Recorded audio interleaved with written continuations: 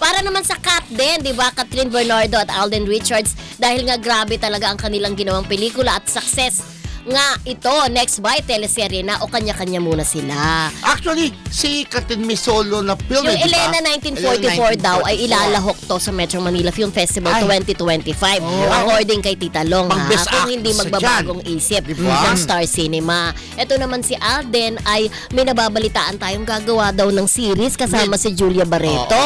Parang hindi ko alam kung true ito, kung matutuloy ito. Pero meron din siyang upcoming project or movie with Heaven Peralejo. Diba? So, may mga pelikulang Kanya-kanyang sunod. solo-solo Pero muna. nga, yun na nga di ba yung mga cut din, umaasa sila na masundan pa rin Sana. yung pelikula na yun. Sana, let's Sana wag muna si Julie kung sakali man totoo man. Hindi naman sa payan mo.